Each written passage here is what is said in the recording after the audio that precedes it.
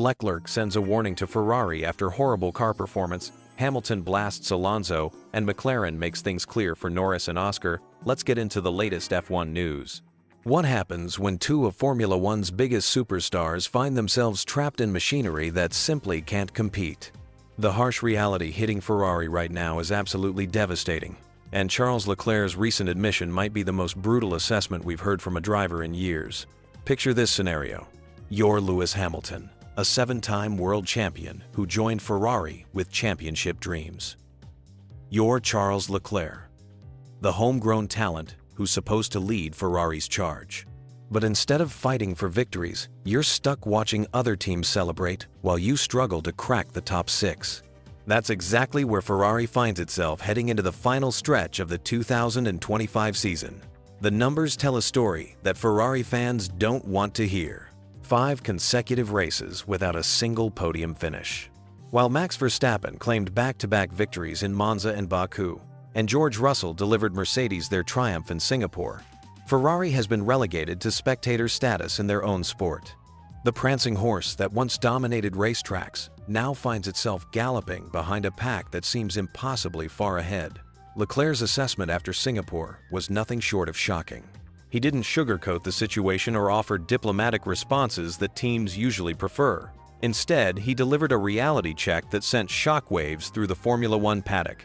The Monegasque driver essentially admitted that both he and Hamilton have become passengers in their own race cars, unable to extract any meaningful performance from the SF25 machine. The current competitive landscape paints a picture that would have seemed unthinkable just months ago. McLaren has maintained their position at the front throughout the season, setting a benchmark that others have scrambled to reach.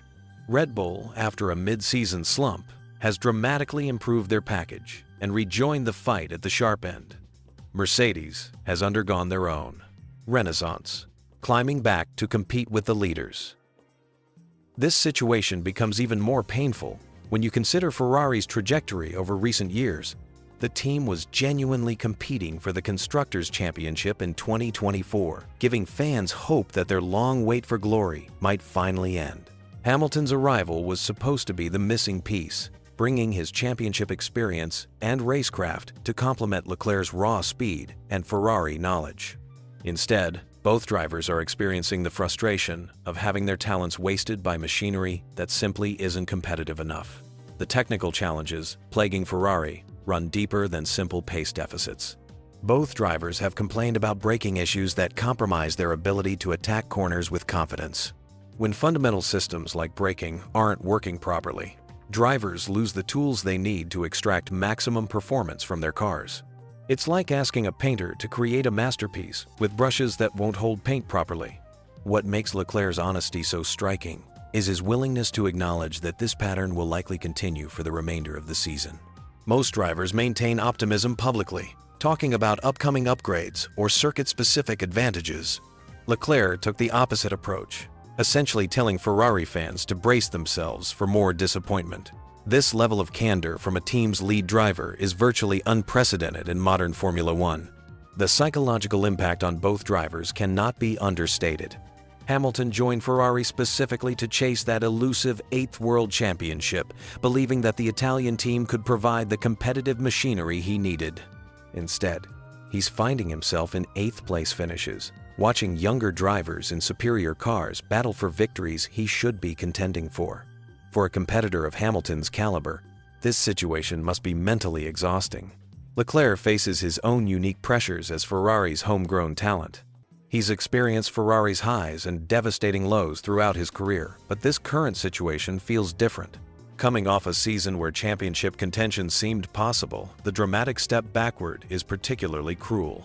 Yet despite the frustration, he maintains that his motivation remains intact, viewing these challenges as fuel for eventual success. The broader implications for Ferrari extend beyond individual driver frustrations.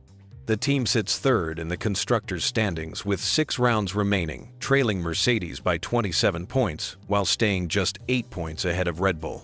This positioning represents a massive disappointment for a team that invested heavily in both Hamilton's arrival and technical development throughout the offseason. Ferrari's engineering departments are undoubtedly working frantically to identify and resolve the fundamental issues plaguing the SF25. However, in Formula One's current technical environment, major performance gains during a season are increasingly rare. The complexity of modern cars means that significant improvements typically require months of development and testing, time that Ferrari simply doesn't have, with the season winding down. The human element of this story resonates beyond pure competition. Watching two exceptional talents like Hamilton and Leclerc reduced to passenger status highlights how equipment-dependent Formula One has become. Their skills haven't diminished, but without competitive machinery, even the world's best drivers cannot manufacture results from thin air.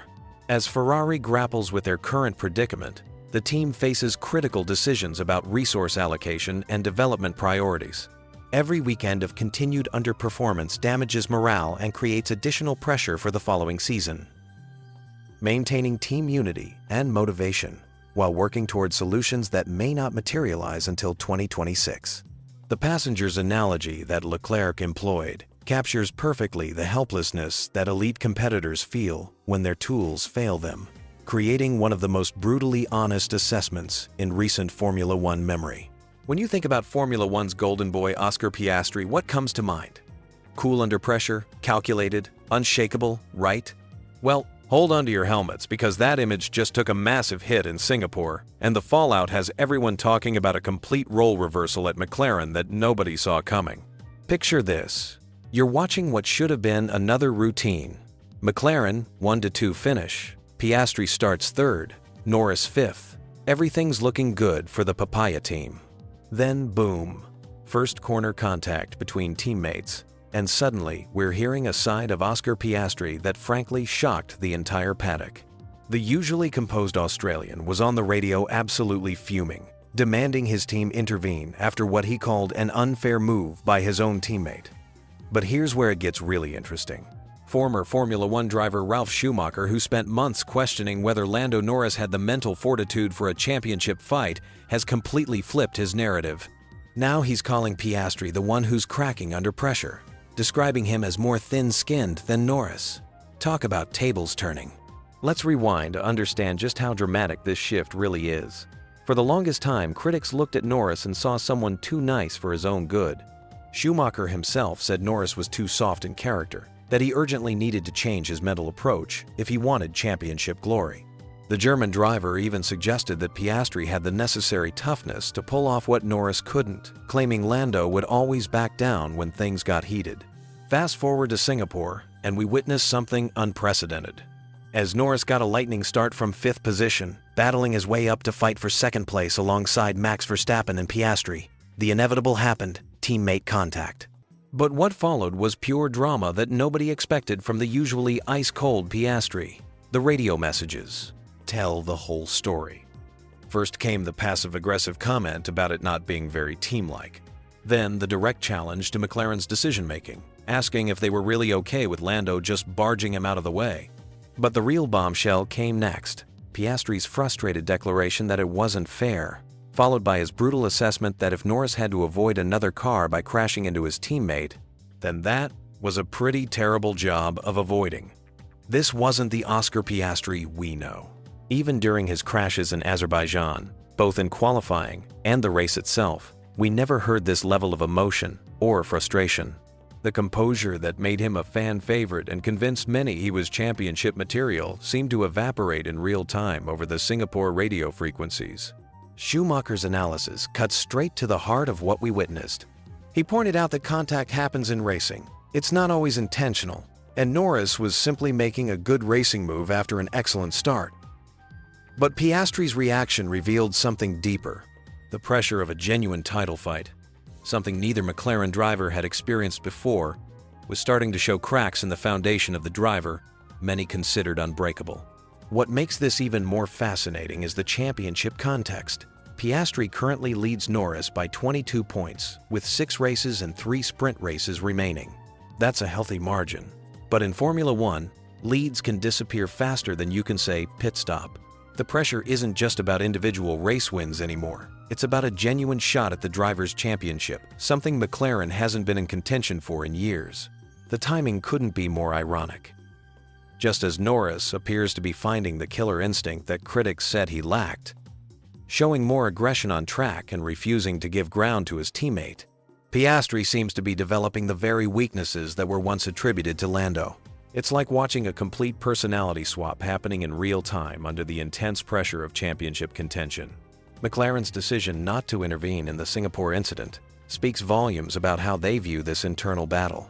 By refusing to swap the drivers back after the contact, they essentially told both drivers that gloves are off. This is now a genuine fight for supremacy within the team. No more playing nice. No more team orders to protect feelings. This shift has massive implications for the remainder of the season. If Piastri continues showing this level of emotional volatility when things don't go his way, it could open the door for Norris to mount a serious championship challenge. The mental game in Formula One is often more important than raw speed, and right now, all the momentum appears to be swinging toward the British driver. The Singapore incident might be remembered as the moment when two careers took completely different trajectories. Norris is finally showing the ruthless edge that champions need, while Piastri is discovering that being fast isn't enough when the pressure reaches championship levels. As we head into the final stretch of what's shaping up to be an incredible season, one thing is crystal clear: the McLaren title fight just got infinitely more interesting. And the driver everyone thought would crack under pressure might just be the one left standing when the checkered flag falls in Abu Dhabi. Picture this.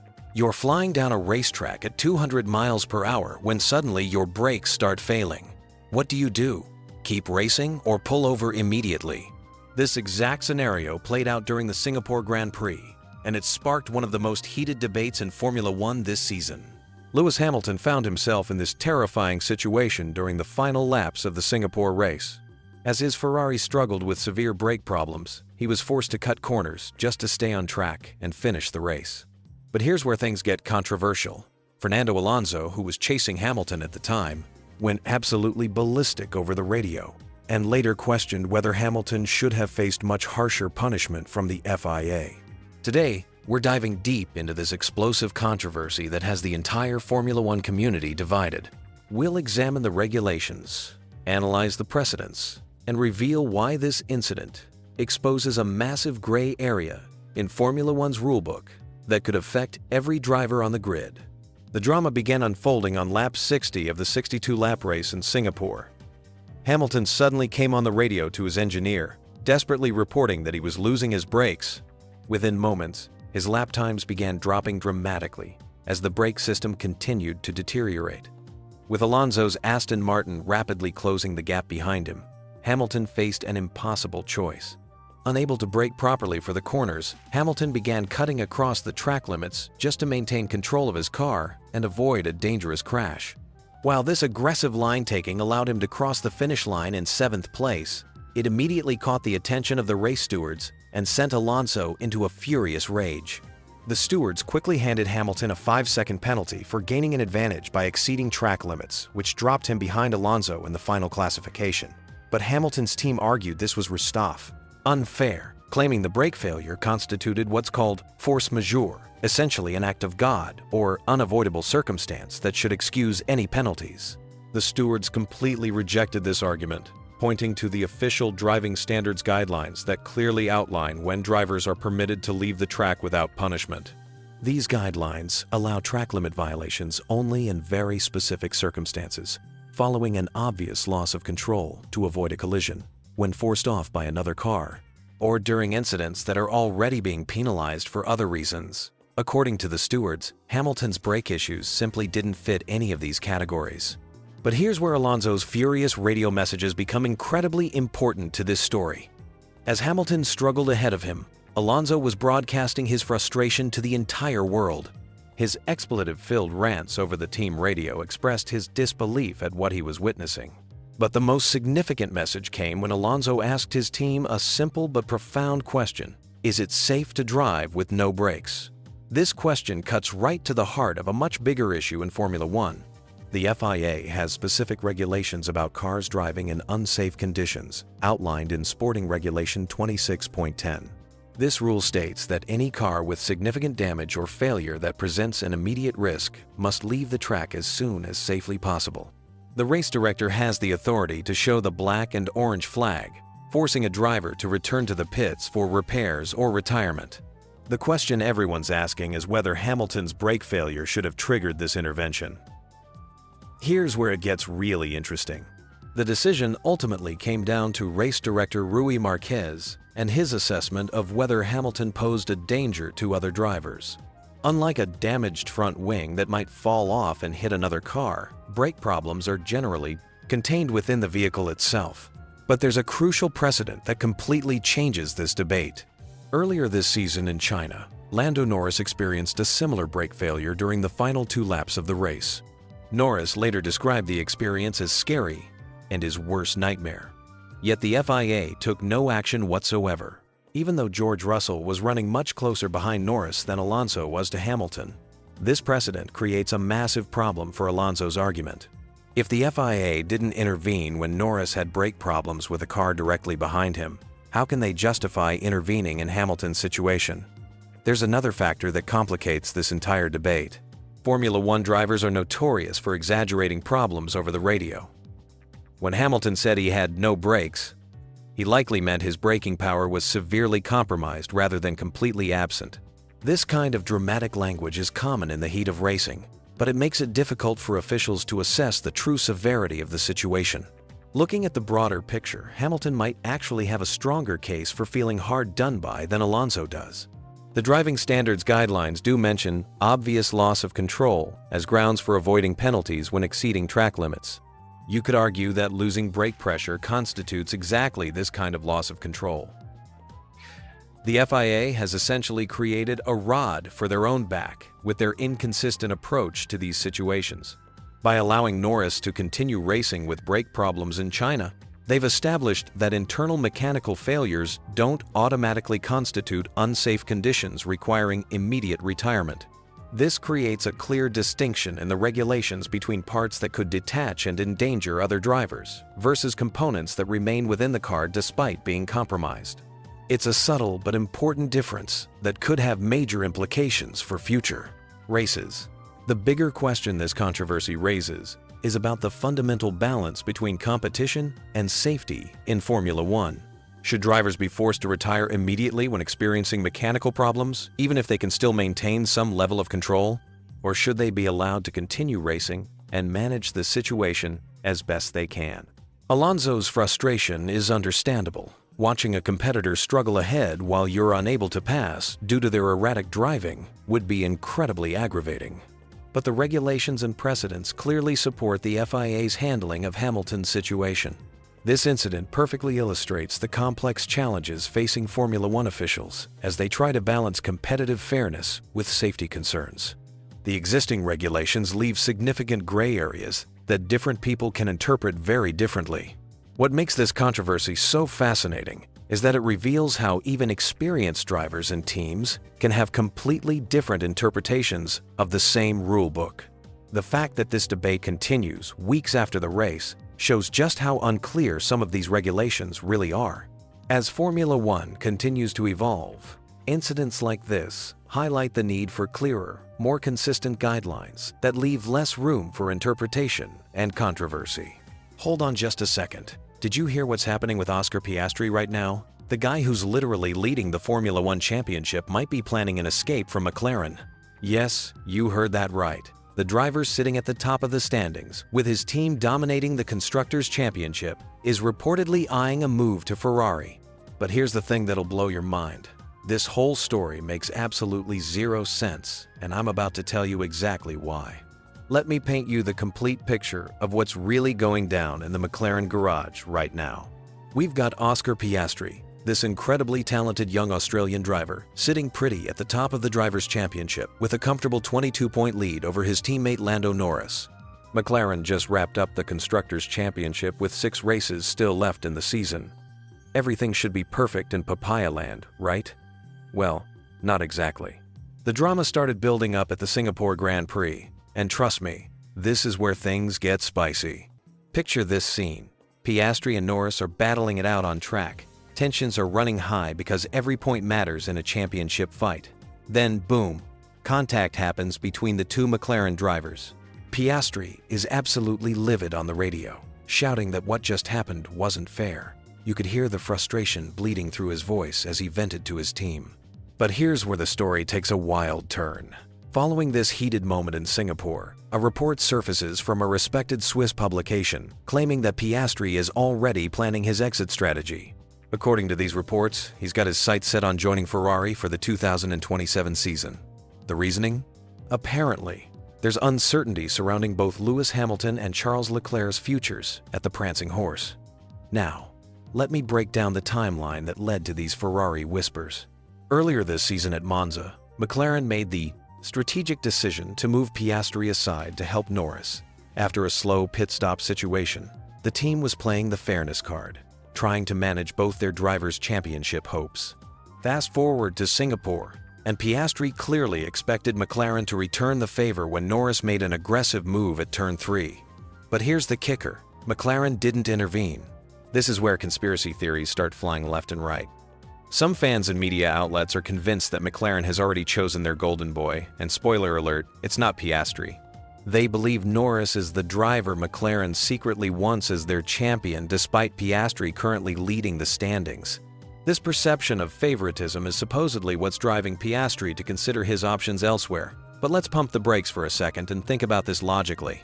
Why on earth would Oscar Piastri, who's currently leading the World Championship, want to leave the team that's given him a championship-winning car?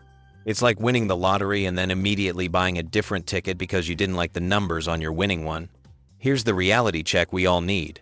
Formula One is about to undergo massive changes in 2026, with completely new chassis and engine regulations. These rule changes historically shuffle the entire competitive order like a deck of cards. Teams that are dominant today can find themselves at the back tomorrow, and vice versa. Right now, nobody has a crystal ball that can predict which team will have the fastest car come 2027. Maybe Ferrari will nail the new regulations and become the team to beat. Maybe McLaren will continue their dominance. Or maybe both teams will stumble, and we'll see a completely different constructor leading the pack. The uncertainty factor here is absolutely massive, which makes any long-term career decisions based on current form pretty questionable. Let's also talk about Piastri's current contract situation. The guy signed a new deal with McLaren just this past March, locking him in until at least the end of 2028. That's not exactly the behavior of someone planning a quick escape. Sure, there might be performance clauses buried in that contract, but you don't negotiate a long-term extension if you're already plotting your exit strategy. The truth is, stories like this pop up constantly in Formula One. Remember when everyone was convinced Piastri was heading to Red Bull? That was the hot rumor before Ferrari became the new destination du jour. It's a classic pattern. Whenever a driver is performing exceptionally well, every team with questionable lineup stability gets linked with them. It's the motorsport equivalent of transfer season gossip. What really strikes me about this whole situation is the timing. Piastri is having the season of his life. McLaren is absolutely crushing it in both championships. And yet we're supposed to believe he's unhappy enough to consider jumping ship? That would be like a quarterback leaving their team right after winning the Super Bowl because they didn't like one play call. The Singapore incident, while heated in the moment, isn't the kind of relationship-ending drama that drives a championship leader to start planning their escape. These drivers are competitors. They're going to have moments of frustration when team strategy doesn't go their way. It's part of the sport's DNA. Looking at the bigger picture, Piastri has everything he could want at McLaren right now. A competitive car, a genuine shot at the World Championship, and a team that's clearly committed to his long-term success. Walking away from that, for the uncertainty of a Ferrari move, would be career suicide. The reality is simple. This Ferrari talk is just noise in a very loud sport. Until McLaren's performance actually drops or Piastri publicly expresses genuine dissatisfaction, these reports remain nothing more than paddock speculation designed to create headlines during a slow news cycle. The Formula One championship battle just took a dramatic turn, and McLaren might not be as safe as they think. Despite wrapping up the Constructors' Championship in Singapore, legendary commentator Martin Brundle is sounding alarm bells that could completely change how we view the remaining races of this season. Picture this. McLaren dominated the first half of the season with an incredible 7-1-2 finishes. They looked untouchable, unstoppable, and frankly, boring in their dominance. But something shifted after the summer break, and that shift could cost them dearly in ways nobody saw coming. Here's what everyone missed while celebrating McLaren's championship victory. Yes, they secured the constructors' title in Singapore, sitting comfortably with a massive points advantage. But the real story isn't what they've already won, it's what they might be about to lose. Brundle dropped a bombshell observation that should terrify every McLaren fan. He believes Red Bull and Mercedes have fundamentally closed the performance gap to McLaren. This isn't just about one bad weekend or track-specific struggles. This represents a seismic shift in the competitive balance that could reshape everything we thought we knew about this season. Think about what happened in Singapore. George Russell, after feeling unwell and crashing on Friday, somehow managed to grab victory from the McLaren drivers. Max Verstappen finished second, continuing his recent surge that's seen him claw back points for 3 consecutive races. These aren't flukes or lucky breaks, they're signs of genuine pace improvements from McLaren's rivals. The technical analysis reveals why McLaren should be genuinely worried. Their car excels in specific conditions, long high-speed corners and tracks with high tire wear and degradation. But here's the problem. Recent circuits haven't favored these characteristics. When McLaren can't rely on their car's natural advantages, they're suddenly vulnerable to teams that have been steadily improving their packages. Red Bull's resurgence particularly stands out. Verstappen's back-to-back victories in Azerbaijan and strong showing in Singapore weren't just good drives. They demonstrated that Red Bull has solved many of the setup and balance issues that plagued them earlier in the season. The team that dominated Formula One for years is finding its stride again at exactly the wrong time for McLaren. Mercedes presents an even more intriguing threat. Russell's Singapore victory showcased a car that's become genuinely competitive on multiple track types. Unlike earlier in the season when Mercedes wins felt like outliers, their recent performances suggest consistent pace improvements that make them dangerous at any circuit. But here's where the championship mathematics become truly fascinating. While McLaren has the constructors' title locked up, the drivers' championship remains wide open. Lando Norris trails Oscar Piastri by just 22 points, creating internal team dynamics that could prove costly. Meanwhile, Verstappen has been steadily reducing the gap to both McLaren drivers, turning what seemed impossible into merely improbable. The track characteristics of remaining venues tell a compelling story. McLaren expects to return to their dominant form in Brazil, Qatar, and Abu Dhabi, believing these circuits suit their car perfectly. However, Brundle's assessment suggests this confidence might be misplaced. If Red Bull and Mercedes have genuinely closed the performance gap, those track-specific advantages might not be enough anymore. Austin represents a particularly interesting test case. McLaren believes they'll be relatively stronger there, but not dominantly so. This suggests they're already acknowledging that their previous advantages have diminished significantly. When a team starts hedging their expectations, it usually means they're seeing concerning data in their simulations. The psychological pressure on McLaren cannot be understated. They went from expecting to cruise to both championships to suddenly fighting for every point in the drivers' standings. This mental shift from comfort to pressure often produces unexpected mistakes and strategic errors that can prove costly in tight championship battles. Ferrari's struggles provide context for how quickly fortunes can change in modern Formula One. Despite having 2 exceptional drivers in Charles Leclerc and Lewis Hamilton, they've fallen behind in development and now find themselves fighting just to maintain 3rd place in the constructors' standings. Their 46-second deficit to the winner in Singapore illustrates how quickly teams can lose competitiveness. What makes this situation particularly dangerous for McLaren is the timing. Championship battles intensify pressure exponentially in the final races. Every point becomes crucial, every strategic decision magnified, every driver error potentially decisive. McLaren now faces this pressure while their rivals are gaining confidence and momentum. The field's incredible competitiveness adds another layer of complexity. Poor qualifying performances now result in starting positions 5 rows further back than in previous eras. This means any mistake in setup or strategy can have enormous consequences for championship standings. Looking ahead to the final races, McLaren faces a perfect storm of challenges. Their rivals have improved significantly. Internal team dynamics create potential complications, and the pressure of protecting championship positions could lead to conservative strategies that actually increase their vulnerability. The next few races will determine whether McLaren's early season dominance was enough to secure both championships, or if their rivals' improvements will create one of the most dramatic championship finishes in recent memory. Brundle's warning isn't just analysis, DeFi. It's a prediction that could completely redefine how we remember the entire season.